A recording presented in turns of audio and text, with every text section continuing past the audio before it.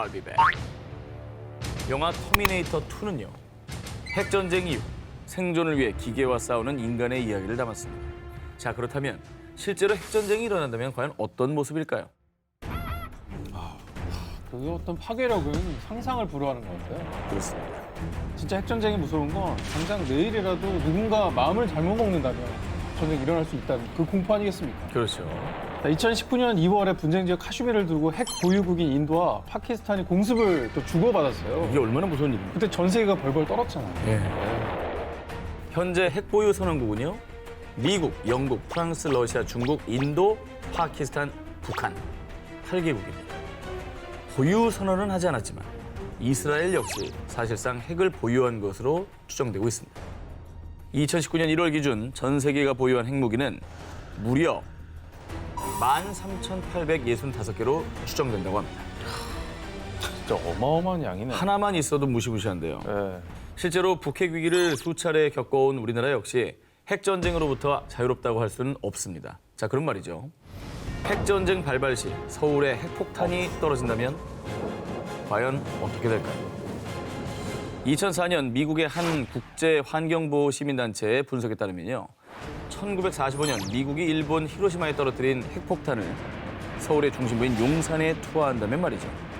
폭발과 동시에 반경 1.8km 내의 건물뿐 아니라 약 30만 명의 시민들까지 모든 물질이 순식간에 녹아 증발해버린다고 합니다. 게다가 일명 죽음의 죄로 불리는 방사능 낙진으로 인해 2주에서 6주 내 사망자는 90만 명에 이르고요. 극소량의 방사능에 노출되더라도 평생 방사능 후유증으로 고통받을 것이라고 추정을 했습니다. 근데 저게 1945년이잖아요. 이제 막 핵폭탄이 개발됐을 때의 위력이 저 정도였는데 지금은 요새 거는 훨씬 더 파괴력이 클 거 아니에요. 그렇죠. 그렇겠네요. 자, 그 피해를 가늠해본 논문이 있는데요. 그래요? 2019년 10월 미국의 두 대학교의 공동연구팀이 한 과학저널에 게재한 논문에 따르면요. 2025년 인도와 파키스탄 사이에 전면적인 핵전쟁 발발 시 최대 1억 2,500만 명이 사망할 것으로 추산했다고 합니다. 진짜 엄청나네요. 이건 뭐 재앙이라고밖에 할 수 없는 그런 사망자 수네요. 그렇습니다. 2004년 12월 인도네시아의 수마트라 해안에서 규모 9.1의 지진이 발생해 23만 명이 목숨을 잃었습니다. 2010년 칠레에서는 규모 8.8의 지진으로 500여 명이 사망했습니다. 그리고 2011년 2만여 명의 사망자와 실종자를 낸 동일본 대지진까지 끔찍한 비극이 이어져 왔는데요. 아, 정말 비극이었죠. 네. 우리는 땅에 붙어 사는 사람들인데 이 땅이 흔들린다면 이거는 정말 엄청난 공포인 거죠. 자, 그런데 지진으로 막대한 피해를 입은 이 나라들의 공통점, 바로 환태평양 조산대에 속한다는 것입니다. 태평양을 둘러싼 약 4만 킬로미터의 지역이 환태평양 조산대인데요. 자, 이 지역을 이으면 고리 모양이어서 일명 불의 고리로 불리고 있습니다. 자, 그런데 판 구조론에 따르면요. 지구를 이루는 10여 개의 판들의 경계 부분에서 지각 변동이 활발한데 특히 환태평양 조산대가 판의 경계에 모여 있어서 전 세계 지진의 무려 90% 이상이 이 환태평양 조산대에서 발생하는 거라고 합니다. 자, 그리고 우리 한반도는 유라시아판 내부에 위치해 있어서 환태평양 조산대에 속하진 않습니다만 절대 안심할 수는 없습니다. 2016년 9월 12일 대한민국을 대혼돈에 빠뜨린 사건, 바로 경상북도 경주시 남남서쪽 8km 지역에서 발생한 규모 5.8의 지진. 이것도 끔찍했죠. 남 얘기가 아닙니다. 이 경주 지진은 1978년 기상청에서 계기 지진 관측을 시작한 이래 한반도 최대 규모의 지진이었다고 합니다. 그리고 또 2017년 11월 포항 북구 북쪽 9km 지역에서 일어난 규모 5.4의 지진이 발생. 이에 무려 2천여 명의 이재민이 발생했습니다. 그리고 건물 956채가 파손되는 등 막대한 피해가 발생했죠. 자, 그런데 말이죠. 놀라운 건 경주와 포항에서 발생한 지진이 2011년 발생한 동일본 대지진에 영향을 받았다는 주장이 나오고 있습니다. 그 영향으로 한반도에서 지진이 일어난 거예요? 그렇죠. 국내 전문가들에 따르면요. 동일본 대지진 당시 발생한 엄청난 에너지가 우리나라에까지 영향을 미쳤고요. 이 충격에 단층이 헐거워지면서 작은 충격에도 지진이 발생할 수 있다는 것입니다. 실제로 기상청의 한 지진 전문 분석관은 동일본 대지진 이후 한반도의 지진 빈도가 늘어났다고 전하기도 했습니다. 근데 사실 일본 같은 경우에는 뭐 그거에 대비해서 건물도 뭐 그런 설계를 많이 하잖아요. 내진 설계. 우리는 잘 안 하고 있지 않나요? 문제점 많을 것 같은데 우리나라는. 그렇습니다. 국내에서는 1988년이 돼서야 6층 이상 또 10만 제곱미터 이상 건물에 대해서만 내진 설계가 의무화되기 시작했습니다. 자, 그러니까 그 이전에 지어진 건물이 지진 위험에 크게 노출돼 있는 것이겠죠. 그리고 지진 때마다 나오는 이름이 있죠. 필로티 구조. 이 벽면이 없이 하중을 견디는 기둥으로만 설치된 개방형 구조를 말하는데요. 웬만한 빌라는 다 지금 네. 저런 구조잖아요. 그렇습니다. 그런데 이 필로피 구조에 내진 설계가 제대로 안 된 경우가 많다고 하는군요. 때문에 지진에 취약해 연쇄 붕괴 위험이 높은 것이죠. 아, 저렇게 되는 거예요? 기둥이 부서지면서? 근데 이게 한반도 어느 곳에 일어나도 저런 건물 많기 때문에 많아요, 너무 많아요. 이런 붕괴에 그대로 노출될 수밖에 없다는 거잖아요. 이건 남의 일이 아니네, 이거는.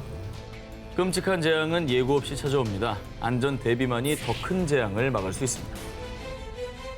자, 이어서 다음 특종입니다. 자, 불의 고리의 공포, 지진이 전부가 아닙니다. 지난 12월 9일 뉴질랜드를 공포에 몰아넣은 소식. 뉴질랜드 화이트 아일랜드 화산 폭발. 불의 고리. 환태평양 조산대에 속하는 뉴질랜드의 화이트 아일랜드에서 예고도 없이 화산이 폭발해서 21명이 숨지는 사건이 발생했습니다. 하늘을 거의 뒤덮었네요. 아, 저거 너무 무섭다. 그런데 더 심각히 우려가 되는 건요. 뉴질랜드 화이트 아일랜드 화산 폭발 이후 환태평양 조산대 이 불의 고리의 활동이 심상치 않다는 분석이 쏟아진 것입니다. 뉴질랜드에 이어서 1월 9일 멕시코 수도 멕시코시티 인근의 포포카테페틀 화산이 폭발, 이어서 1월 12일에는 필리핀의 탈 화산에서 무려 15km 높이의 화산재 기둥이 치솟으며 분화해서 수천 명이 대피하고 수도권 일대가 마비되는 상황까지 벌어졌습니다. 그러니까 이게 한 달 사이에 말씀하신 대로 3번이나 큰 화산이 폭발을 한 거잖아요. 그렇습니다. 자, 현재 지구상에 있는 활화산은 약 850여 개로 집계가 되고 있습니다.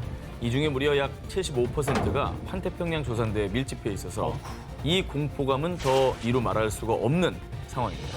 진짜 뭐 다 우리나라 근처에 있네요. 네. 아니 최근에 그래서 그 영화도 히트했잖아요. 그 백두산 폭발을 주제로 했던 영화 백두산.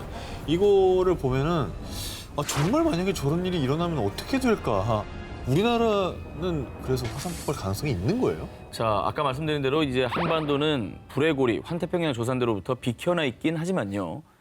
결코 안전지대는 아닙니다. 실제로 946년 발생한 백두산 폭발은요. 지구 역사상 가장 큰 화산 폭발로 꼽히는데요. 당시 방출된 화산 에너지는요. 히로시마 원자폭탄 에너지의 무려 16배, 동일본 대지진의 무려 4배에 해당될 것으로 추측된다고 합니다. 아, 진짜 그럼 정말 사상 최악의 화산 폭발이었네. 그죠. 실제로 여러 전문가들은요, 백두산이 우리에게 신호를 보내고 있다고 주장을 하고 있습니다. 2003년부터 백두산에서 균열과 산사태가 발생하기 시작을 했고요. 또 2004년 백두산의 한 계곡 인근에서 말라 죽은 나무들이 관찰됐는데 전문가들은 이를 지하에서 표출된 유독가스를 주된 요인으로 추정을 하고 있습니다. 아, 무섭다. 근데 백두산 화산 전조 현상이라고 우리가 생각하게 된다면 야, 이거는 막을 수가 없잖아요. 그렇죠. 그거 만약에 정말 폭발하면 어떻게 되는 거예요? 국내 한 전문가는요, 만약에 946년에 일어난 백두산 분화의 단 1% 수준의 분화만 일어나도 북한의 함경도와 양강도 지역에 300만여 명의 주민이 재해 영역에 포함이 되고 천지 아래 이산화탄소가 분출되면 반경 50km 내에 있는 사람과 동물들이 무방비로 질식사할 수 있다고 추정을 했습니다. 아, 진짜 무섭다. 지하 깊은 곳에서 여전히 들끓고 있는 마그마. 재앙을 미리 막을 수 있는 시스템 구축과 재해 대응에 대한 매뉴얼 반드시 꼭 마련돼야 할 것 같습니다. 지난 2017년 9월에 전해진 충격 보도. 한반도 생물 안보 위협. 한반도를 덮친 위협적인 존재는 바로 붉은 불개미였습니다. 어찌나 피해가 극심했는지 살인개미로까지 불렸던 녀석입니다. 붉은 불개미, 크기는 약 2.5에서 6mm에 불과합니다. 하지만 꼬리 부분에 치명적인 독성 성분인 솔레놉신이 포함된 날카로운 침이 있는데요. 이 침에 쏘이면 마치 화상을 입은 듯 심한 통증이 일어나고요. 심할 경우에는 호흡곤란과 의식 장애 등의 쇼크 증상을 유발, 자칫 사망에까지 이를 수가 있습니다. 야, 이 남미가 원산지인 붉은 불개미는요, 현재 세계 자연보호연맹에서 지정한 세계 최악의 외래 침입종 중에 하나입니다. 1930년대 미국을 시작으로 호주, 뉴질랜드, 필리핀, 일본, 중국 등 전 세계로 계속 확산되고 있는데요. 정말 무서운 녀석인 게 이 붉은 불개미가요, 식물의 씨는 물론이고요, 심지어 새 둥지를 공격해서 어린 새를 잡아먹기까지 합니다. 와, 이 식성이 어마어마해요. 아니, 새를 어떻게 먹어? 자, 또 붉은 불개미가 집을 지은 농경지는 식물이 뿌리를 내리지 못합니다. 이 생태계에도 막대한 피해를 끼치는데 2017년 부산항에서 국내 최초로 붉은 불개미 1000여 마리가 발견됐을 때 어떻게? 핵폭탄이야, 핵폭탄. 검역 당국은 즉각 소독 조치를 실시, 개미 유인용 탭 160여 개를 설치하고요.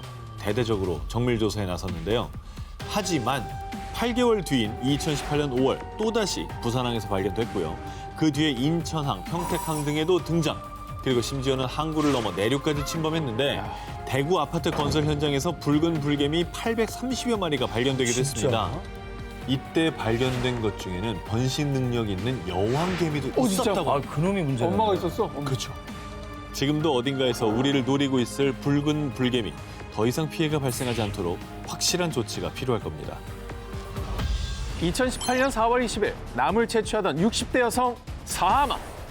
2019년 8월 26일 산에서 풀을 벤 후 고열에 시달리던 80대 남성 사망. 왜 그러죠? 자, 이들이 사망을 한 이유 바로 공포의 살인 진드기 때문입니다. 작지만 어마무시한 이 녀석의 이름은 참진드기인데요. 참진드기 중에서도 SFTS 바이러스를 보유한 참진드기에 감염되면요, 6일에서 14일간의 잠복기 이후 고열, 구토, 설사를 하다 심한 경우에는 콩팥 등 여러 장기가 제 기능을 잃는 다발성 장기 부전이나 혼수 상태에 빠져 사망에 이르기까지 한다고 합니다. 진짜 무서운 놈이네. SFTS 바이러스 감염자는 2011년 중국에서 처음 확인됐고요. 이 살인 찐드기는 중국을 시작으로 일본과 우리나라에까지 발견. 이 살인 진드기가 있는 곳은 주로 산의 풀숲이나 잔디밭에 서식하고 있다가 사람이나 동물에게부터 감염을 시키는데요. 아, 이 풀숲이나 잔디밭을 아예 안 들어갈 수도 없고. 봄에 또 조심해야 돼요. 네. 그런데 또 조심해야 될 건요, 단순히 숲이나 잔디밭을 피한다고 감염을 막을 수 있는 게 아닙니다. SFTS 바이러스를 보유한 참진드기와 직접적인 접촉이 없더라도 감염자의 혈액이나 타액으로도 전염될 수 있다고 합니다. 타액으로도. 그렇습니다. 그리고 2017년 일본에서는 참진드기에 물려 SFTS 바이러스에 감염된 반려견의 타액을 통해 사람이 감염된 사례도 있다고 합니다. 치사율이 무려 30%에 달하는 SFTS 바이러스. 국내에서는 2013년부터 2018년까지 감염자만 866명, 그중 174명이 사망했습니다. 이게 사망률이 되게 높네요. 치사율 높네요. 네, 이렇게까지 무서운 건지는 정말 몰랐습니다. 그 진드기 앞에 살인자가 붙을 때는 이유가 있네요. 그렇습니다. 네. 그런데 작년 들려온 희소식, 바로 국내 한 대학 연구팀에 의해 SFTS 바이러스 감염을 예방하는 백신이 개발이 되었다고 하는데요. 자, 눈에 보이지 않는 공포, 살인 진드기. 올해부터는 살인 진드기로 인한 피해가 더 이상 일어나지 않기를 바랍니다. 2020년 2월, 이것은 소말리아의 식량 안보에 중대한 위협이 되고 있습니다. 라며 소말리아 정부가 국가 비상사태를 선포, 그리고 파키스탄 정부 역시 이것 때문에 국가 비상사태를 선포했는데요. 뭐죠? 기억나세요? 뭐 때문이지? 소말리아? 네. 여러 나라들을 두려움에 떨게 한 이것의 습격, 바로 메뚜기 떼입니다. 아니 이게 뭐야? 날라다니는 거야? 이게 저게 다 진짜 메뚜기입니다. 빈 공간보다 차 있는 공간이 더 많아. 이거 어떻게 해야 되나? 과거 농경사회에서 주요 소득원이었던 농작물을 먹어치우며 큰 재앙을 몰고 왔던 메뚜기 떼. 그런데 이 메뚜기 떼의 공포는 지금도 계속되고 있는데요. 이거 어떻게 해야 돼? 2019년 6월경부터 케냐, 에티오피아, 파키스탄 등에 출몰한 이 사막 메뚜기는요, 무려 8천만여 마리가 무리를 지어서 1제곱킬로미터 크기의 규모를 이루며 날아다닙니다. 저도 궁금해서 찾아봤는데 네. 먹는 양이 어마무시하대요, 또. 아니, 그러니까 죽여야 될 거 아니에요. 네, 저 어떻게 정도 헬기를 뿌리면 안 되죠? 개체수면은 그냥 그해 농작물은 다 먹어치운다고 봐도 되니까 모르겠네. 고통스러울 수밖에 없는 거죠. 그렇습니다. 아, 이 그렇죠. 문제는 충격적이다. 이 사막 메뚜기 떼들이 한 마리당 무게는 고작 2g 정도인데요. 이 잡식성이에요. 그래, 그래서 다 쌀, 보리, 비료, 목화, 옥수수, 바나나 가리지 않고 닥치는 대로 다 먹어치웠어요. 이 사막 메뚜기 떼들은 하루 만에 약 35,000명분의 식량을 순삭한다고 합니다. 순삭. 자, 근데 원인부터 찾아야죠. 갑자기 이런 메뚜기 떼가 창궐한 이유는 뭐라고 합니까? 좋은 질문입니다. 메뚜기 떼들은 주로 고온 다습한 환경에서 번식하는데요.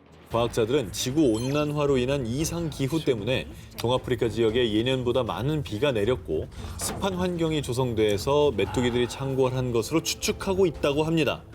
자, 이제부터 정말 더 두려운 건요. 이 메뚜기가 정말 전 세계에 더 큰 재앙을 불러올 수도 있다는 겁니다.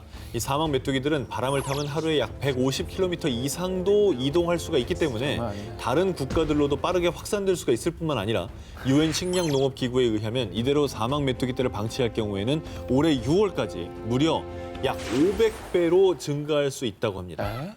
그래서 현재 메뚜기떼가 창궐한 국가에서는 소형 비행기를 동원해 살충제를 뿌려서 메뚜기떼들을 박멸하려고 하지만 이 역시 임시 방편일 뿐 근본적인 해결책은 아닌 상황입니다. 정말 안타깝습니다. 인류의 식량 안보를 위협하는 메뚜기떼, 비단 아프리카의 문제만은 아닙니다. 이제라도 전 세계가 나서서 더 큰 재앙을 막아야 할 때입니다. 인류를 구하러 온 히어로에서 한순간 공포의 대상이 되어버린 존재가 있습니다. 바로 박쥐입니다. 최근에 전 세계를 공포로 몰아넣은 코로나19가 박쥐에서 유래된 한 바이러스와 약 80% 정도의 유사성을 보였기 때문이죠. 박쥐가 뭐 그 정도라면 유력한 어떤 범위로 지목될 만한데요. 다양한 썰들이 있죠. 네. 천상갑이다 뭐 이런 말도 맞아요. 그런 말도 있었습니다. 있죠. 자, 그런데 말입니다. 박쥐가 바이러스의 주범으로 용의선상에 오른 것은 코로나19가 처음이 아니었습니다. 2003년 세계적으로 대유행해 774명의 사상자를 낸 사스 바이러스의 경우 바이러스의 기원이 바로 박쥐. 박쥐의 사스 바이러스가 사양 고양이를 거쳐 사람에게 전파된 것으로 추측이 되고요. 이 밖에도 에볼라, 니파 등 전 세계를 공포로 몰아넣은 악명 높은 바이러스가 나타날 때마다 이 박쥐가 바이러스의 전염 매개체로 지목되고 있습니다. 그래서 바이러스 저수지로까지 불리는 박쥐. 박쥐. 대체 넌 누구냐? 미국의 한 대학교 연구팀의 연구 결과 박쥐에게서 발견된 바이러스가 무려 137종이라고 합니다. 이 중에 인수 공통 감염병, 쉽게 말해서 인간에게 옮길 수 있는 바이러스가 무려 61종에 이른다고 합니다. 그 이유로는 박쥐가 음습한 동굴에 살아서 기생충에 노출되기 쉬울 뿐 아니라 날아다니기 때문에 활동 반경이 넓어서 바이러스를 널리 퍼뜨린다는 것이죠. 최적의 조건. 바이러스 택배 배달부 같은 존재였네요. 거의 드론처럼 나르고 있는 거죠. 와. 날지나 못하면. 그냥 바이러스 그 자체 덩어리였다고 보면 되겠네요. 그렇습니다. 신변종 바이러스들이 등장할 때마다 용의선상에 가장 먼저 오르는 박쥐. 과연 코로나19의 주범도 박쥐일까요? 하루빨리 정확한 원인이 밝혀져서 부디 이런 재앙을 막을 수 있는 방법을 찾길 바랍니다. 2019년 10월 중국 모 병원에 심한 폐렴 증세가 보이는 중년 남자가 들어왔습니다. 그리고 며칠간 아내가 남편을 간병했는데요. 그런데 그 아내까지도 곧 발열의 호흡곤란 증세를 보이기 시작했습니다. 그러면 부인도 감염되신 건가요? 그렇죠. 자, 검사 결과 이 부부가 걸린 병은 바로 흑사병. 흑사병이 요즘 있대요. 다시 생겼다고? 검은 죽음을 몰고 오는 병, 흑사병. 감염이 되면 피부가 괴사하면서 까맣게 변하다가 결국 사망에 이르기 때문에 붙은 이름인데요. 자, 14세기 유럽 인구의 3분의 1을 죽음으로 몰아넣은 인류 역사상 최악의 전염병인 흑사병은요. 당시 유럽에서만 수천만 명의 사상자가 발생했는데요. 당시에는 흑사병의 발병 원인과 치료법을 알지 못했던 터라 치사율이 무려 100%였는데요. 자, 그런데 그 악몽이 스멀스멀 되살아나 중국뿐 아니라 세계를 공포에 떨게 하고 있습니다. 세계보건기구에 따르면 2010년에서 2015년까지 전 세계적으로 3,200여 명의 흑사병 감염자가 발생, 그중 무려 580여 명이 사망했다고 하는데요. 완전히 없어졌다고 생각했는데 흑사병이 웬 말입니까? 중세시대 때 흑사병이 지금도 있다니. 잘 아시다시피 이 흑사병은요. 주로 패스트균에 감염된 쥐나 야생동물에 기생하는 벼룩이 사람을 물어 전염되고요. 감염된 동물의 체액 및 혈액 접촉 또는 섭취를 한 경우에도 감염될 수 있다고 합니다. 자, 그리고 더 큰 문제는 이 흑사병에도 여러 종류가 있는데요. 중국에서 흑사병 확진을 받은 부부는 특히나 폐렴형 흑사병으로 치사율도 제일 높을 뿐만 아니라 감염제의 재채기나 기침 등을 통해 사람에게서 사람으로 전파가 가능해 삽시간에 전염까지 일으킬 수 있다는 겁니다. 자, 그런데요. 그나마 다행인 건요. 현재까지 흑사병 예방 백신은 없지만 치료 효과가 입증된 항생제가 개발돼서요. 다행이네. 흑사병 감염 이틀 내에 최대한 빨리 이 항생제를 투여하면 치료가 가능하다고 합니다. 다행이네요. 이거는 잘 됐네. 그러니까 의심이 될 때 빨리 검사를 받아야 되겠죠. 자, 역사 속에만 있던 공포의 재앙. 하지만 그 재앙은 지금도 도사리고 있습니다. 하루빨리 치료제가 더 많이 보급되어서 소중한 생명을 지킬 수 있게 되길 바랍니다. 2019년 1월 15일 미 유명 시사일간지 보도. 핵보다 치명적인 이것. 지구상에서 인류의 삶을 끝낼 수 있다. 이 무시무시한 경고를 한 이유는요. 탄저균 때문이었습니다. 이거 지금도 뉴스에서 봤던 기억이 나고 최근에 뭐 시사 뉴스로도 많이 등장했었잖아요. 공포스러운 이름입니다. 이 탄저균은 소량이라도 공기 중에 노출되면 흡입한 사람의 혈액 내 면역세포를 손상시켜서요. 고열과 오한 등의 증상이 나타나다가 심각한 호흡 곤란과 쇼크를 유발, 심하면 사망까지 치사율이 무려 80%에 달하는 아주 강력하고 치명적인 균입니다. 그런데 제1차 세계대전 당시 독일을 시작으로 일본, 영국 등 여러 국가에서 아주 경쟁적으로 탄저균을 생화학 무기로 개발한 겁니다. 그래서 무기화된 탄저균은 하얀 분말 형태로 만들어져서요. 일명 공포의 백색 가루로 불리게 된 거죠. 아니, 뭐 전쟁에 이기려고 이렇게 인간 전체를 파멸로 이끌 수 있는 이런 걸 만드는 사람은 정말 악마라고 생각이 들어요. 악마죠, 악마. 네. 왜 그런 겁니까, 도대체? 그러게요. 이 탄저균의 무시무시한 살상력. 만약 미국 워싱턴 상공에 탄저균 100kg이 살포되면 무려 300만 명의 사망자가 발생한다고 하는데요. 1945년에 일본 나가사키에 투하된 원자폭탄보다 무려 약 50배 이상의 파괴력을 지닌 거라고 합니다. 생화 무기는 진짜 사람만 죽이는 거잖아요. 그렇죠. 굉장히 고통스럽게. 네, 너무 고통스럽게. 더 끔찍해요, 저는 이게 더. 근데 이게 실제로 사고가 있었습니다. 1979년 러시아의 생물 무기 생산 공장에 사고가 나면서 소량의 탄저균이 노출됐는데 이때 감염된 사람 79명 중에 무려 68명이 사망하는 사건이 발생하기도 했습니다. 소량인데. 네, 정말 소량인데. 그러니까 정말 끔찍해요.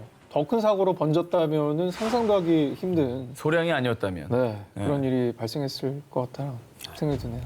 근데 반인륜적인 생물학 무기 전쟁은 정말 이거는 뭐 전쟁 자체가 일어나면 안 되겠습니다만 이건 진짜 반인륜적인 거예요. 지킬 건 지켜가면서 해야 될 것 같습니다. 죄 없는 사람들이 너무나 많이 죽습니다. 자국의 이득을 위해 혹은 자국을 보호하기 위한 명목으로 악용되는 탄저균. 결국은 이 탄저균이 인류의 멸망을 초래할 수도 있다는 사실을 우리는 명심해야 할 것입니다. 아프리카 기니에서 약 2,500명 사망, 라이베리아에서 약 4,800명 사망, 시에라리온에서 약 3,900명 사망.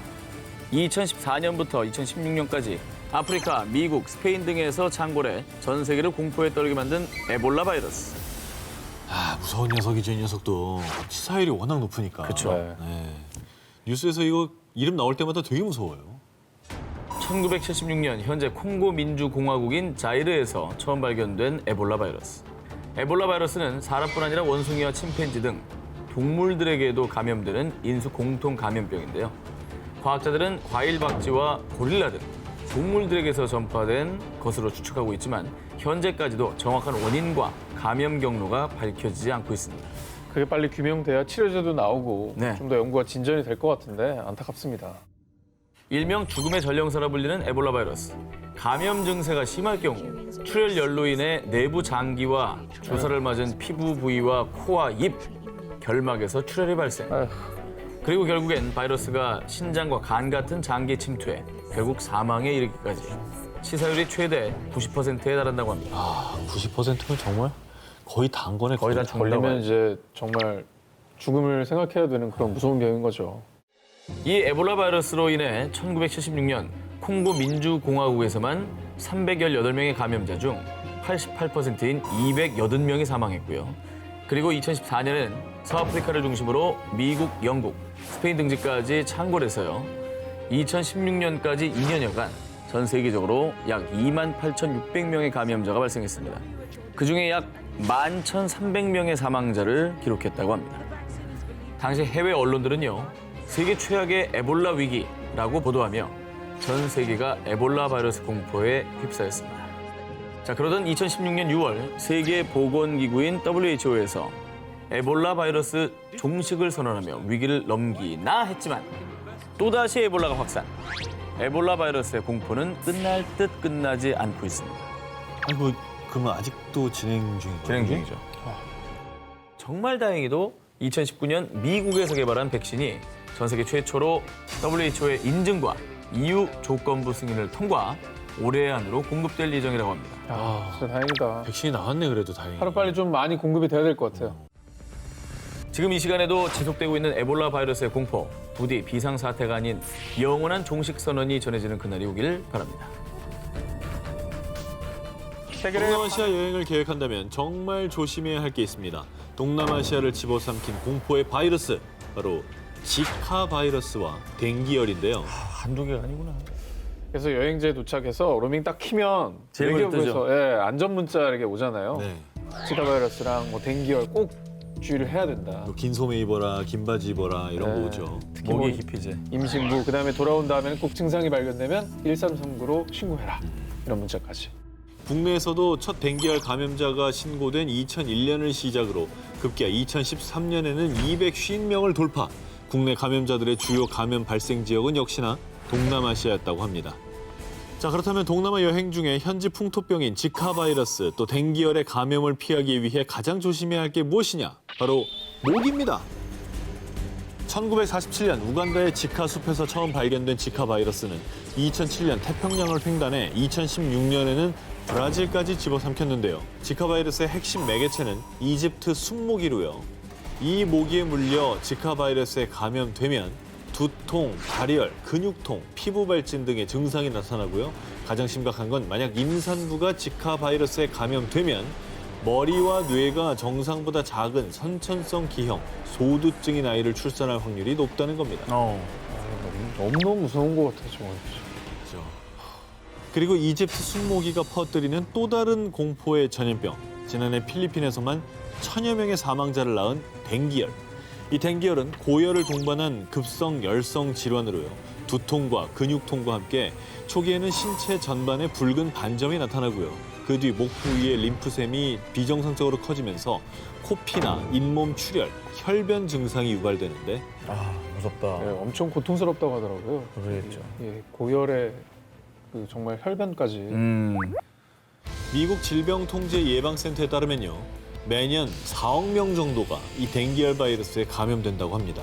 이게 모기가 굉장히 작잖아요.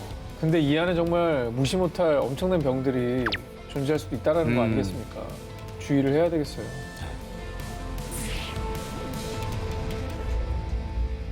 에이즈, 혈액과 더불어 세계 3대 감염병으로 분류되며 아주 오랫동안 수백만, 아니 수억 명의 사람을 사망에 이르게 한 무서운 질병이 있죠. 말라리아. 말라리아는 진짜 교과서로 배웠던 기억나요? 말라리아는 하도 공포스러워가지고. 자, 급성 열성 질환인 말라리아는요. 말라리아 원충에 감염된 얼룩 날개 모기에 물리면 감염되는 전염병으로요. 고열, 호흡곤란, 구토를 동반하다가 이내 마비, 쇼크 등 급성 뇌증으로 이어지고요. 심각하면 사망에까지 이르게 되는데요. 자, WHO 보고에 따르면 2017년 기준 전 세계적으로 말라리아 감염자는 무려 2억 1,900만여 명, 사망자만 43만 5천여 명으로 추정된다고 하는데요. 정말 충격적이게도 말라리아는 현재 전염병 중에서요. 지구상에서 가장 많은 사망자를 낳는 아주 위험한 질병입니다. 말라리아 확산이 심각했던 2000년에는 무려 100만 명이 넘는 사상자를 낳기도 했다고 하네요. 어우 100만 명이면 진짜 엄청나네요. 근데 오랫동안 있었고 많은 사람들이 이제 고통을 받고 있는데 왜 이 말라리아는 퇴치가 안 되는 겁니까? 궁금하시죠? 네네. 잘 아시다시피 말라리아 맥의 유충은 오염된 물에 많이 기생하는데요. 그런데 나이지리아, 콩고 등 아프리카 지역에서는 깨끗한 물이 오히려 부족하다 보니까 이 말라리아 모기가 득실거리는 이 오염된 물에서 목욕도 하고 또 이를 식수로도 사용하다 보니 안타깝게도 말라리아 감염 위험에 많이 노출될 수밖에 없습니다. 물을 가려서 뭐 먹으라고 할 수도 없고 그런 상황이 아닌 거죠. 절대적으로 모자라니까. 자, 그런데 말입니다. 말라리아가 정말 무서운 이유. 아무리 치료제를 개발을 해도 치료제 내성을 가진 원충이 계속해서 등장을 해버린다는 겁니다. 현재 가장 효과적인 것으로 알려진 아르테미신인 항말라리아 약제가 있는데요. 하지만 이미 여기에 내성을 가진 말라리아가 출현했다고 합니다. 자, 그리고 우리나라도 역시 간과해서는 안 될게요. 우리나라가 OECD 국가 중에서 말라리아 발생률 1위라고 합니다. 어우, 전혀 몰랐어요. 그래요? 전혀 몰랐어.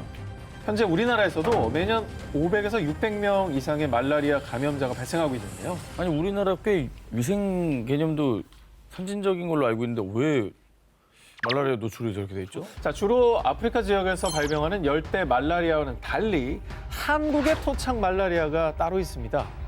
토착 말라리아는 비교적 사망률이 낮고 치료가 쉽지만요. 면역력이 약한 사람이 감염되면 중증으로 악화될 수 있다고 합니다. 자, 수억 명의 인류를 위협하는 말라리아. 더 이상 소중한 생명을 잃지 않게 말라리아가 정복되는 그날이 하루빨리 오기를 고대합니다. 2020년 현재 전 세계를 대장의 공포로 몰아넣은 코로나19. 전염력이 너무 세니까. 맞아요. 뭐 어디서 전염됐는지도 모르게 막 전염되니까 이 진짜 무섭더라고요. 그 불안감이 제일 큰 공포인 것 같아요. 그렇습니다. 지난해 12월 31일 중국 후베이성 우한시에서 첫 확진자가 발생한 이후에 채 한 달도 되지 않아 한국과 호주, 독일, 프랑스 등 전 세계로 확산되고 있습니다. 이미 중국에서만 2천여 명에 가까운 사망자가 발생. 이에 세계보건기구 WHO에서 국제적 공중보건 비상사태를 선포했습니다. 초비상이 걸린 중국은 이미 발원지인 우한을 포함한 여러 도시를 봉쇄. 인구 1,100만여 명의 대도시였던 우한은 그야말로 유령 도시가 됐죠. 아, 저게 또 회복되려면 아주 오랜 시간이 필요할 거고. 사람이 아예 없네요. 아예 없죠. 정말 무서운 게 그냥 이제 병으로 끝나는 게 아니라 사회 전체 그 불러일으키는 공포감인 것 같아요. 게다가 특히나 외국에서는 동양인만 봐도 막 이렇게 피할 정도로 네. 약간 그 인종차별적인 행위까지 좀 생겼다고 하니까 더 마음이 아픈 것 같습니다. 그렇습니다.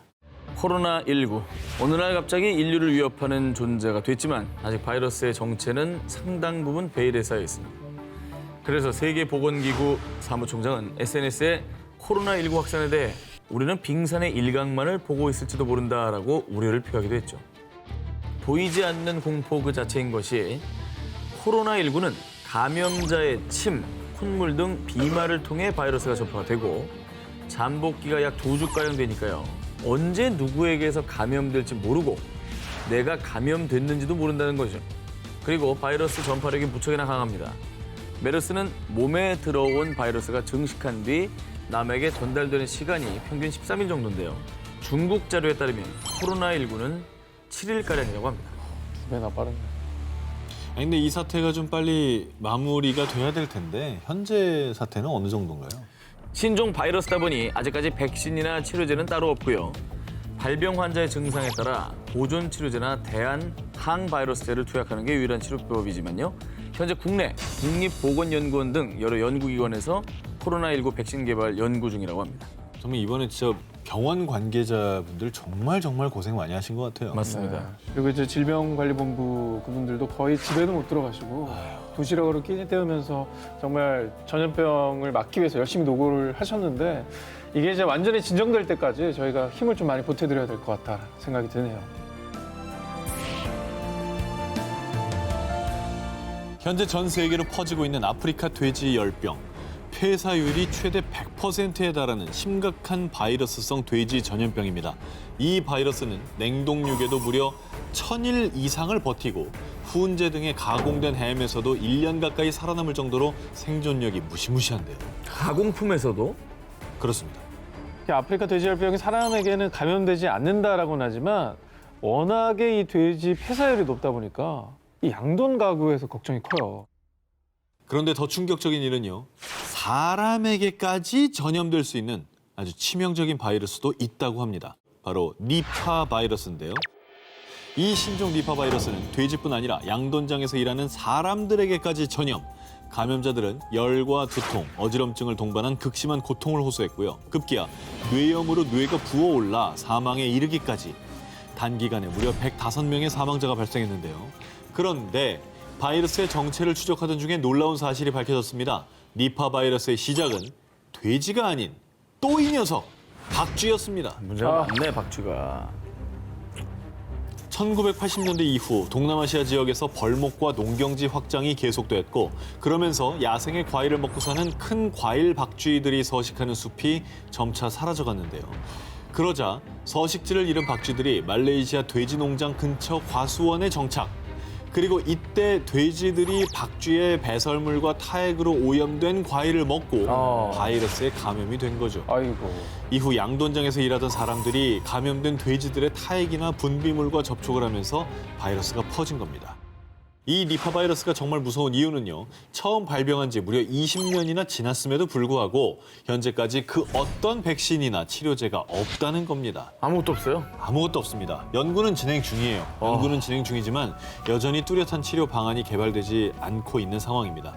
이에 세계보건기구 WHO는 니파 바이러스를 앞으로 창궐 위험성이 높은 10개 최우선 경계 질병 중에 하나로 꼽고 있습니다. 사실 약이 없는 병만큼 무서운 게 어디 있습니까? 그럼요. 백신도 없고 약도 없고. 언제 어떻게 우리를 위협할지 모르는 니파 바이러스의 공포. 하루빨리 이 공포를 물리칠 방법을 세계가 함께 찾아야 할 것입니다. 지난해 9월 멕시코 중남부 지역과 남부 지역에서는요. 보름이 채 안 되는 기간 동안 규모 7.1과 8.1의 강진이 발생. 무려 약 400여 명의 목숨을 잃는 대참사가 일어났습니다. 그런데 그때 한 구조대원이 빛도 잘 새지 않는 건물 잔해 틈을 헤치고 매몰자 수색에 나섰습니다. 한 명이라도 더 구해내기 위해서 이 촌각을 다툰 이 구조대원의 정체. 아이고. 저 녀석이 이 아이가 바로 멕시코 해병대 소속의 구조견 프리다입니다. 2살 때부터 구조 훈련을 받은 어엿한 6년차 베테랑 구조견인데요. 각종 재난 현장에서 잔해에 매몰된 시민들의 위치를 찾아서 소방대원들에게 알리는 것이 이 구조견 프리다의 임무고요. 이 프리다의 임무가 정말 중요한 게 사람이 들어갈 수 없는 좁은 공간을 저 작은 체구로 곳곳을 누비며 활약하기 때문입니다. 이 프리다는 10사람 몫을 해내는 프로 구조견답게 2013년 멕시코 가스 폭발 사고 현장, 2015년 과테말라 산사태, 그리고 2016년 에콰도르 강진 피해 현장 등에서 무려 50여 명의 매몰자를 찾아내는 공을 세운 바 있는데요. 그리고 지난 2017년 9월 멕시코 지진 현장에서는 무려 36명의 사상자를 발견해낸 겁니다. 이렇게 구조견 프리다의 위대한 활약이 SNS를 통해 알려지면서요. 프리다의 활약을 담은 귀여운 일러스트는 물론이고요. 캐릭터가 있어요? 네.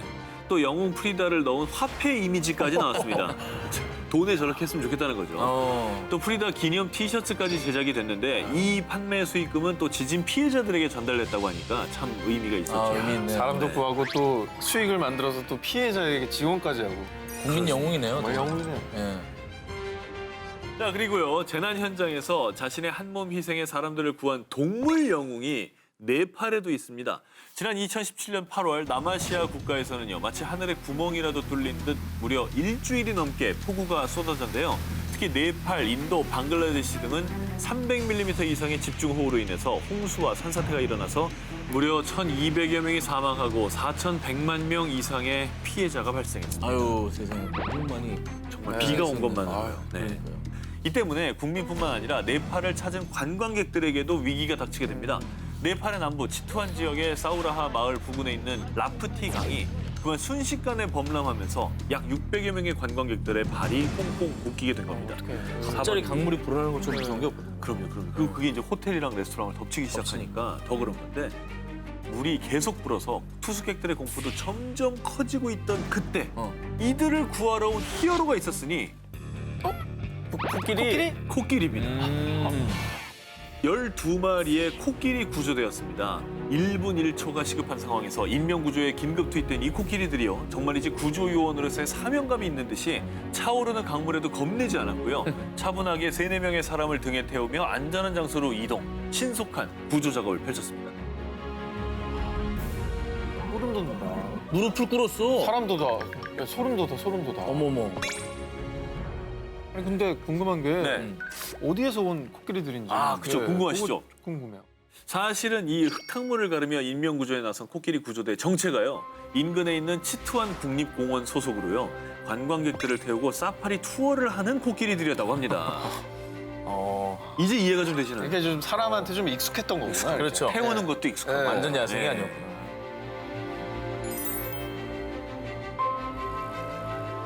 (2016년 3월 22일) 이슬람 극단주의 무장단체 IS가 그만 벨기에 수도인 브뤼셀의 지하철역과 벨기에 최대 공항인 자벤텀 국제공항에 연쇄 테러 사건을 일으키고 맙니다. 저 뉴스를 봤던 기억이 납니다. 맞아요. 네. 그런데 부상자 중에 정말 기가 막힌 사연을 가진 사람이 있습니다. 바로 선교 활동을 위해서 벨기에 자벤텀 국제공항을 찾았던 19살 미국인 청년 메이슨 웰스가 그 주인공인데요. 그는 IS의 자살폭탄 테러 지점에서 불과 3m 떨어진 곳에 있다가 폭탄 파편에 맞아서 어머나. 얼굴과 몸에 2~3도 화상 그리고 아킬레스건이 파열되는 부상을 입고 맙니다. 아유. 그런데요, 이 메이슨 웰스는 한 언론과의 인터뷰에서 이런 말을 합니다. I was so lucky. I was so lucky. 테러 때문에 생명의 위협까지 느낀 메이슨 웰스가 이런 황당한 인터뷰를 한 이유는 테러 현장에서 살아남은 게 처음이 아니었기 때문입니다. 아이고. 때는 2013년 4월 미국 보스턴에서 열린 한 마라톤 대회. 그런데 이곳은 삽시간에 대혼란에 빠지게 됩니다. 그 이유는 2명의 형제 테러범이 이 대회 결승선 지점에 2개의 폭탄을 설치했기 때문인데요. 놀랍게도 이 마라톤 현장에 메이슨 웰스가 있었던 겁니다. 그의 어머니가 이 대회에 참가해서 메이슨 웰스와 가족들이 응원차 이곳에 와 있었던 거죠. 어머. 그런데 또 있어요? 테러와의 악연이 여기서 끝이 아닙니다. 2015년 11월 프랑스뿐만 아니라 전 세계를 테러의 공포로 몰아넣었던 파리 테러 사건 기억나시죠? 기억나죠? 네. 이때도 여행차 파리에 머물고 있었습니다. 아니 어떻게 공교롭게도 다 갈 때마다 테러가 그렇게 있어요. 그렇죠. 하지만 정말 이때도 기적적으로 테러를 피해서 목숨을 지킬 수가 있었습니다. 다행이네. 아니 그럴 확률이 얼마나 될까요? 그렇죠. 저도 확률을 생각했어요. 사실 이게 말이 되나. 3년간 3번의 테러 현장에 있었던 이 사람. 어쩌면 이 확률은 벼락에 맞을 확률보다 더 희박하지 않을까요? 참고로 벨기에 브뤼셀 테러 사건이 발생한 지 2년이 지난 현재 메이슨 웰스는 건강을 회복했고요. 지금은 꿈에 그리던 해군사관학교를 다니고 있다고 합니다. 메이슨 웰스 이제 테러와의 악연은 끊고 꽃길, 아니 안전한 길만 걷길 바랍니다. 네. 힌두교, 불교 색채의 고색 창연한 유적들로 신들의 땅이라 불리는 네팔. 그런데 2015년 4월 25일 네팔 전역을 규모 7.8의 강진이 강타하고 맙니다. 이 지진은 세계문화유산인 바라하라탑, 보드나트 불탑 등을 파괴시켰고요. 무려 8,000명의 생명을 앗아가고 말았습니다. 순식간에 절망이 땅이 된 끔찍한 재난. 그런데 그 중에서도 정말 애타게 누구보다 간절히 구조의 손길을 요청하는 이가 있었으니 바로 만삭의 임신부 돌마 탐왕이었습니다. 건물 잔해에 깔려 꼼짝달싹할 수도 없이 갇혀버린 돌마 탐왕. 날카로운 파편에 찔려 온몸은 피투성이가 됐고요. 무거운 콘크리트 더미들은 돌마 탐왕의 숨통을 서서히 조여왔습니다. 하지만 어느 누구도 그녀를 구해줄 수 없는 상황. 그런데 잠시 후 돌마 탐왕은 극적으로 구출됩니다. 어떻게? 구조대가 왔나요? 오직 자신의 힘과 의지로 해낸 일이었습니다. 혼자? 건물 잔해에 눌려 의식을 잃어가던 그때 돌마 탐왕은 뱃속에서 꼬물꼬물 아기의 태동을 느낀 겁니다. 오로지 아이를 구해야 되겠다는 일념 하나로 이를 악물고 자신을 덮친 잔해 더미를 정말 안간힘을 다해 걷어내기 시작했고요. 그리고 결국 무너진 건물에서 겨우겨우 탈출할 수가 있었습니다. 와, 진짜 대단하다. 이게 바로 모성의 기적 아니겠습니까? 어떻게 깔린 네. 사람이 그걸 헤쳐나와요? 자, 결국 임시대피소에서 하루 이틀 식수도 식량도 부족한 그곳에서 무려 2주를 버텨낸 그녀. 때마침 보건소 상태를 조사하기 위해 신두팔척 지역을 돌던 일본 이동진료팀을 만난 돌마 타마. 아우 다행이다. 결국 잔해더미에서 나와 무사히 병원으로 이송될 수 있었고요. 다음 날 건강한 사내 아이를 출산할 수 있었다고 합니다. 아우 박수 한번 보냅시다. 예, 아우 다행입니다. 네팔의 위대한 모정으로 지켜낸 기적의 아기가 있었다면 이번엔 정말 기적의 아이콘이 된 아기가 있습니다. 세계 최빈국 중의 한 곳인 하이티에 규모 7.0의 강진으로 발생한 재난. 이 지진으로 약 30만 명의 사망자와 약 180만 명의 이재민이 발생해 섬나라 하이티는 초토화 그 자체였습니다. 원래 형체를 알아볼 수도 없을 만큼 처참히 무너진 아파트. 하지만 단 한 명의 생명이라도 더 구하기 위해서 구조대원들은 인명 구조 작업에 한창이었습니다. 바로 그때 여기 생존자가 있어요. 그런데 아기예요, 아기. 이 아기는 고작 생후 넉 달밖에 안 된 정말 너무나도 가냘픈 아기였는데요. 이 아기가 건물 잔해 속에서 버틴 시간이 무려 96시간. 96시간. 상상을 초월하는 시간입니다. 나흘. 그렇죠. 닷새. 하지만 건물 잔해에 눌려서 아기의 머리에는 금이, 갈비뼈도 부러져 있던 상황이었습니다. 정말 한시라도 빨리 수술을 받아야 하는 급박한 상황이었습니다. 그러나 안타깝게도 아기가 있었던 곳은 수술이 불가능한 임시 천막 보호소였습니다. 결국 고민 끝에 구조팀은 아기를 유엔 트럭에 태워서 공항에 보냈고요. 미국 마이애미에 있는 병원으로 긴급 후송. 그리고 그곳에서 장시간의 수술 끝에 정말 다행히도 아기는 무사히 생명을 지킬 수 있었습니다.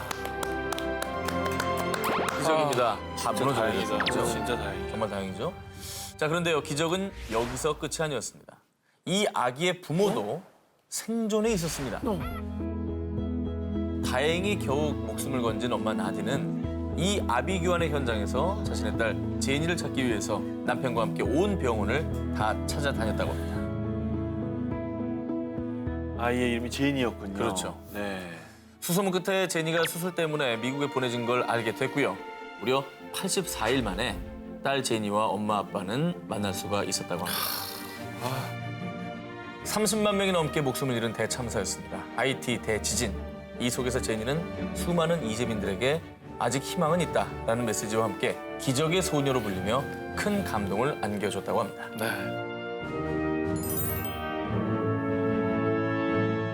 2008년 5월 중국을 강타한 스촨성 대지진. 이 지진은 규모 8.0의 초거대 지진이었죠. 1,500억 위안, 한화로 약 25조 3천억 원의 재산 피해와 그리고 사상자 44만 명, 사상 초유의 대지진으로 기록되고 있습니다. 정말 저희가 보도로 접했지만 잊을 수 없는 또 재난 중에 하나죠. 엄청 무서웠죠. 순식간에 참혹한 모습으로 변한 스촨성. 한 명이라도 더 구하기 위한 열띤 구조 작업은 한 달여가 지난 6월경에도 계속이 됐는데요. 그런데 말입니다. 건물 잔해더미에서 구조를 기다리고 있던 건 사람이 아니었습니다. 바로 돼지였습니다. 정말 놀랍게도 뒷다리에 난 작은 상처만 빼면 거의 멀쩡했다고 합니다. 이 와중에 그런데 좀 합성 아닙니까? 아닙니다. 저 공간에 저렇게 숨어 있었던 것이죠. 36일 만에 스촨성 대지진 현장에서 구조된 돼지의 사연이 알려지자 기적의 돼지다.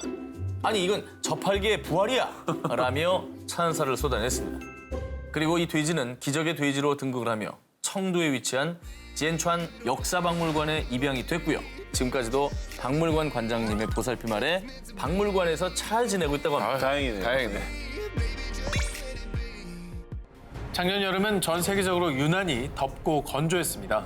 그래서 산불 소식이 많았는데요. 자, 그중에서도 2017년 6월 17일 포르투갈의 중부 지역 레이히아주에서 발생한 산불은 63명의 사망자를 포함해 무려 100여 명이 넘는 부상자를 낳았는데요. 자, 이 산불은 포르투갈 전역에서 60년간 발생한 산불 중 최악이었다고 평가할 정도였습니다. 그런데 그때 사면초가와 같은 상황에 놀라운 기지를 발휘해 가족과 마을 주민 등 12명의 생명을 지킨 한 여성이 있었습니다. Rebentar, a impressão que eram as garrafas do gás, era horrível. Os tronos aqui, eram as chapas das coberturas, pelos ares. 이 놀라운 사건의 전말, 수도 리스본에서 동북쪽으로 200km 떨어진 산악 지역에서 발생한 산불은 산비탈을 타고 다른 지역까지 급속도로 확산되었습니다. 이미 소방대원 수백 명과 소방차 160여 대가 출동해 산불과 사투를 벌였지만 불길은 사그라들 기미가 보이지 않았는데요. 자, 그래서 다들 구조만을 기다릴 수는 없는 상황. 하지만 고속도로 바로 옆 마을인 노데이리뉴의 주민들은 도로 진입로가 끊겨 꼼짝없이 마을에 갇히고 말았는데요. 이때 마리아는 포기하지 않고 탈출을 시도합니다. 자, 그러나 그녀는 혼자가 아니었죠. 거동이 불편한 95세 노모가 있었는데요. 엄마, 얼른 차에 타요. 이곳을 빠져나가야 돼. 애미는 늦었다. 너라도 얼른 도망가라. 하지만 절대 포기할 수 없는 딸의 의지는 불길만큼이나 끈질겼죠. 그런데 마침 그때 마리아의 눈에 포착된 이것. 뭔가요? 물탱크였습니다. 오. 자, 물탱크를 보고 불을 피할 수 있는 안전지대라고 생각한 그녀. 이윽고 그녀와 어머니 그리고 마을 주민을 포함한 12명은 이 물탱크에서 서로의 몸에 물을 끼얹으며 무려 6시간을 버텨냈고요. 무사히 가족과 주민들은 화마에서 벗어날 수 있게 되었다고 합니다. 아유, 다행이다. 그러니까 그 열기가 올라오고 그러니까 계속 물을 껴준 거예요. 게다가 불만 중요한 게 아니라 사실 열이 중요해. 그렇지. 이거에 당하는 사람이 굉장히 그렇죠. 많은데 마리아의 기지가 아니었다면 꼼짝없이 불길에 갇힐 뻔한 사람들. 자, 꼭 기억하시길 바라겠습니다. 그 어떤 재난에서도 절대 포기해서는 안 된다는 걸 말이죠. 카리브해 휴양지인 산 안드레스 섬 공항. 한 비행기가 커다란 굉음을 내며 추락하듯 활주로에 미끄러졌습니다. 그리고 곧바로 세동강이 난 기체. 생존자에 대한 희망을 전혀 기대할 수 없는 참혹한 사고 현장. 공항에 있던 사람들은 이 현장을 멀리서 바라보며 안타까움에 발만 동동 굴렀는데요. 그런데 그때 뿌연 연기 속에서 사람들이 걸어 나오기 시작했습니다. 어머, 바로 승객들이었습니다. 어머머. 살아남은 거야? 살아남았어요. 다행이다. 다행이다. 승무원을 포함해서 131명의 탑승자 중에 생존자는 모두 130명. 안타깝게도 한 명의 사망자가 있긴 했지만요. 이런 사고에서 전원이 거의 살아남은 일은 정말 기적에 가까운 일이었습니다. 그런데요, 이렇게 승객들이 무사할 수 있었던 건요, 각자의 자리에서 자신의 임무를 지킨 작은 영웅들이 있었기 때문이었습니다. 이 여객기는 콜롬비아의 수도 보고타를 떠나 산 안드레스 섬의 공항에 착륙하던 중이었습니다. 그런데 여객기가 활주로에 내리기 전에 불과 지상 80m 전에 조종실 앞쪽으로 강력한 빛이 번쩍 났습니다. 번개가 비행기를 향해 떨어진 것이었는데 아유. 이 엄청난 뇌우에 그만 비행기는 추락 위기를 맞게 됩니다. 아, 이게 사실 100m면 내려가던 중이었을 테고. 거의 다 내려왔을 때. 이게 사실 이 급박한 시간에 이게 조종을 해야 되는데 이게 그냥 나가버린 거잖아요, 그러면. 그렇습니다. 와, 정말로 진짜 위험한 상황이었겠네요. 그런데 이때 여러분 좌석 벨트를 단단히 매주시기 바랍니다. 기상 악화로 급히 착륙을 시도하겠습니다. 위기의 순간 조종사는 승객들을 안정시키며 안내 방송을 했고요. 공항 건물과의 충돌을 피하기 위해 과감히 동체 착륙을 시도. 그 결과 다행히 또 무사히 공항 활주로를 벗어나지 않고 착륙하는 데 성공했습니다. 하지만 동체 착륙으로 인한 큰 충격에 비행기의 기체는 조종석과 좌석들이 따로따로 해체되면서 세동강이 나는데요. 이는 2차 폭발과 함께 더 큰 사고로 이어질 수 있는 상황. 그런데 이때 모두 이쪽으로 대피하세요! 사고 현장에 급히 출동한 소방대원들은 기체의 화재를 막기 위해 급히 조치를 취했고요. 승무원들과 함께 승객들을 안전하게 구조해내는데 성공했습니다. 당시 비행기에 타고 있던 승객들의 증언에 따르면요. 제 아내와 제가 서서 뒤를 바라봤을 때 뒷좌석이 모두 사라져 버렸어요. 추락하고 의자가 바닥에서 빠졌어요. 우린 벨트를 맨 채로 비행기 안을 굴렀어요. 크고 작은 부상은 있었습니다. 하지만 기장과 승무원 그리고 긴급 출동한 소방대원들의 긴급 대처로 큰 사고를 막고 소중한 생명을 지킬 수 있었다고 합니다.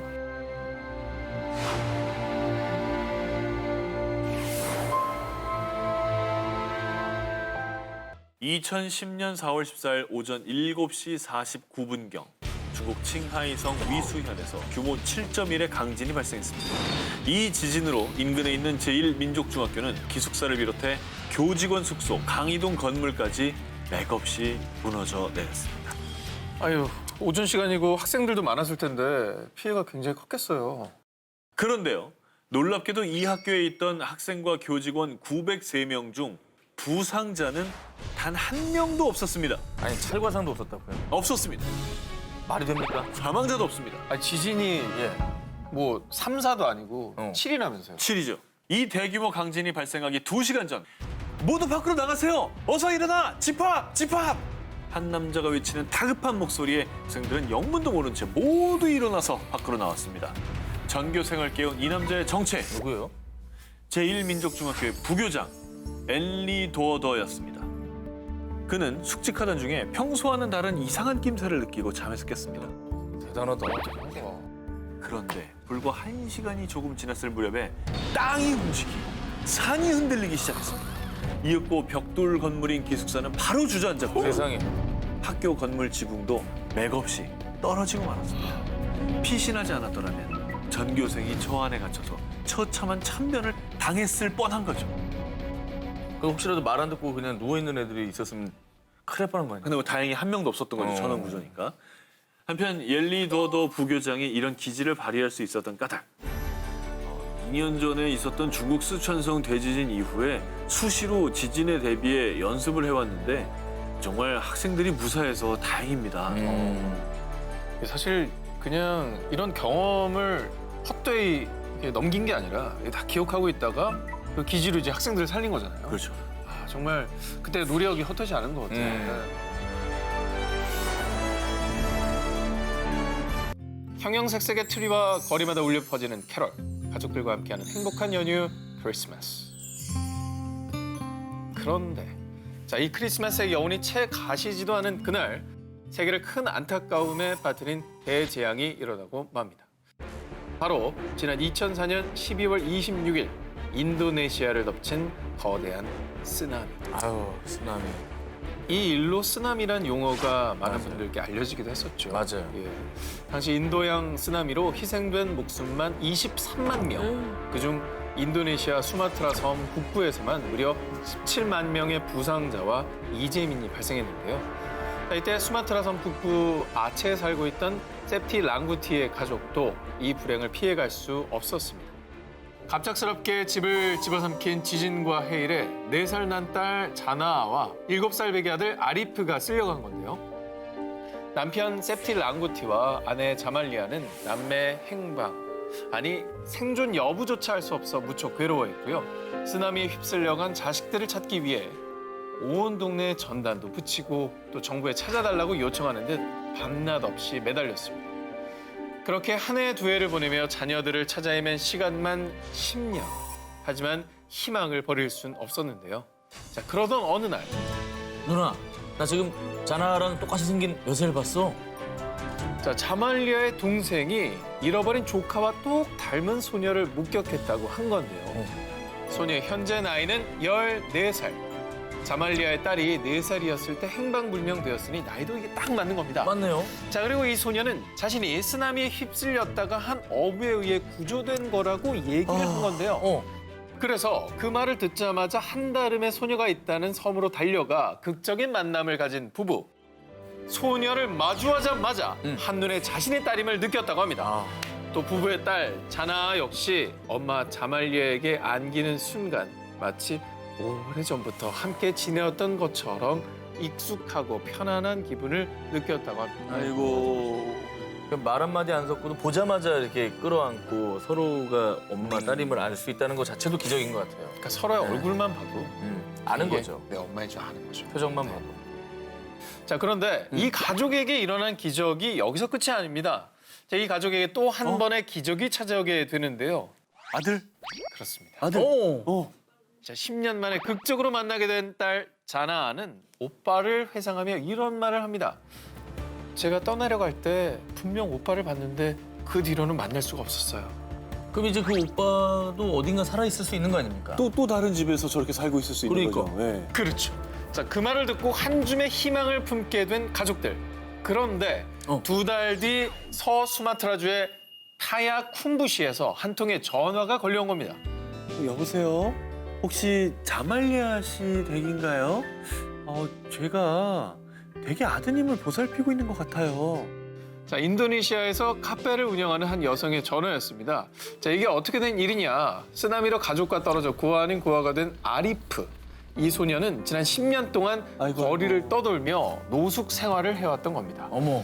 자, 그래서 전화를 준 카페 주인이 이 소녀를 불쌍히 여겨 음식과 옷가지들을 갖다 주며 보살폈는데, 그런데 정말 우연히 TV에서 10년 만에 부모를 되찾은 자나의 사연을 보던 중 노숙 소년 아리프의 사진을 함께 보게 된 겁니다. 세상에.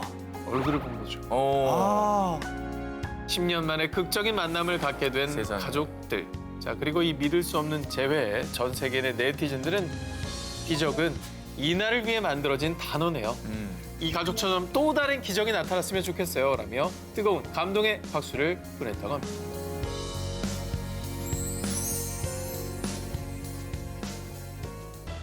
(1998년 6월 3일) 오전 11시 시속 200km를 달리던 독일의 고속열차 이체에 목적지인 함부르크를 130km 남긴 지점에서 사상 최악의 열차 사고를 내고 맙니다. 전 세계를 충격에 빠뜨린 열차 사고. 보시다시피 각 열차 차량은 제각각 분리되면서 탈선. 그중에 3호차는 콘크리트 다리 기둥을 정면으로 들이받았고요. 그 충격으로 다리 기둥이 무너져서 뒤에 오던 열차 위로 떨어지고 말았습니다. 정말 삽시간에 생지옥으로 변한 선로 위. 행복한 여름 휴가를 꿈꾸며 열차에 몸을 실었던 101명의 승객들은 안타깝게 목숨을 잃었습니다. 정말 처참하네요. 그렇죠. 독일이 그 이체라는 게 우리나라로 치면 이제 KTX. KTX 같은 고속열차잖아요. 굉장히 빠르죠. 예. 네. 근데 이 사고 원인이 뭐였을까요? 다리 위에서 자동차가 떨어졌다. 즉 어쩔 수 없는 사고였다라고 발표를 했지만요. 하지만 진상조사 뒤 밝혀진 사고의 원인은 막을 수 있는 인재였다는 사실이었습니다. 인재라고요? 그렇죠. 1991년 프랑스에 이어서 유럽에서 두 번째로 고속열차를 운영하게 된 독일. 기술공업 강국답게 고속열차 이체에 대한 자부심은 대단했습니다. 그런데 막상 운영을 시작하고 나니 문제가 이만저만이 아니었습니다. 찻잔이 엎어질 정도로 열차가 심하게 흔들렸고요. 소음도 심해서 승객들의 불만이 쏟아지기 시작한 거죠. 결국 독일의 철도 기술진은 고속열차 긴급 점검에 돌입, 승차감을 안정시킬 가장 손쉬운 방법을 찾게 됩니다. 바로 열차의 바퀴를 교체하는 것이었죠. 참고로 이체의 열차의 바퀴는 바퀴 하나가 한 덩어리의 강철로 이루어진 모노블록 형태였는데요. 이걸 두 개의 바퀴를 결합한 듀얼 블록 제품으로 전격 교체. 그런데 문제는 이 듀얼 블록 바퀴가 오래 사용하게 되면 마모로 인해서 끊어질 수 있다는 것이었습니다. 이미 이 문제점을 알고 있는 독일의 한 트램 회사는 사고 1년 전부터 철도 주식회사에 사고의 위험을 알렸습니다. 게다가 사고 2달 전에는 이체의 기관사와 승무원이 바퀴에 이상이 있는 것 같다라고 보고를 했습니다. 하지만 이체의 열차 바퀴에는 문제가 없어요. 그냥 자기들 일이나 해요. 예? 라며 이 모든 경고를 싹 다 무시했다고 합니다. 그런데 더 화나는 건 당시 독일 고속열차의 바퀴 안전성 검수 방법이 그냥 육안 검사였다는 겁니다. 랜턴으로 불을 비춰서 맨눈으로 검사하는 거죠. 그러니까 즉 이미 예고된 대형 참사였다는 겁니다. 7년간 마모된 바퀴가 선로 위에서 끊어지면서 일어난 세계 최악의 고속철도 참사입니다. 이렇게 평생 잊을 수 없는, 아니 지울 수 없는 대참사를 맞고 나서야 독일 철도 주식회사는 바퀴를 다시 모노블록 형태의 튼튼한 강철 바퀴로 교체를 하고요. 열차 바퀴 점검 방법을 강화했다고 합니다. 우리가 일반적으로 생각하는 어떤 그 독일이라는 나라의 이미지랑은 되게 다른데요? 그렇죠. 독일이라면 만약에 저런 불만이 올라왔을 때 바로 처리하겠죠. 되게 철저하게 조사를 할 것 같은데 오히려 우리가 오버한다 싶을 정도로 더 조금 그렇잖아요. 좀 네. 대비를 할 것 같은데 의외입니다. 근데 왜 그랬지?